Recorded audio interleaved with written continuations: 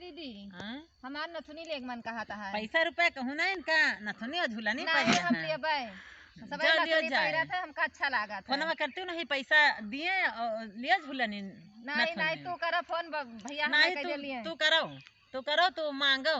पैसा रुपया नहीं इनका झूला नहीं नथुनी परिया बनी गा गवन झूलानी लई दे बालम बनी गा गवन झूलानी लई दे बाल झूलानी लई दे बालम झूलानी लई दे बालम भुसवा भी अच्छा झूलानी लई दे बालम भुसवा भी अच्छा झूलानी लई दे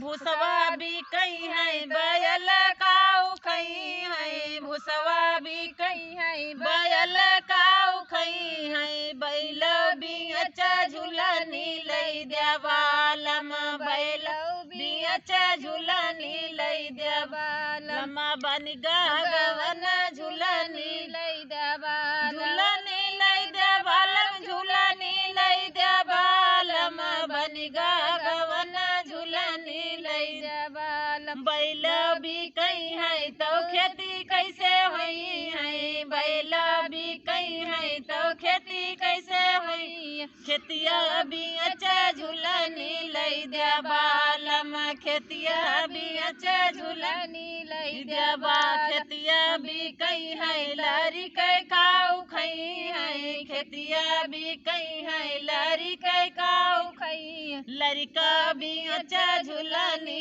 लई दे बालम लड़का भी अच्छा झूलानी लई दे बाल झूलानी लई दे बालम झूलानी लई दे बालम बन गवन झूलानी लई दे बाल बालम लड़का भी कहीं है तो हम काऊ करब लड़का भी कहीं है तो हम काऊ करब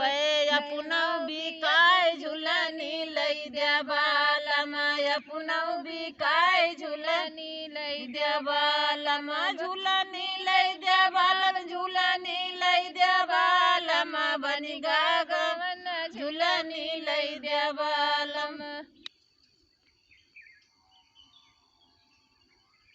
हेलो फ्रेंड, नमस्ते प्रणाम। मेरा वीडियो कैसे लगे लाइक कमेंट कमेंट में जरूर सब्सक्राइब जरूर करना।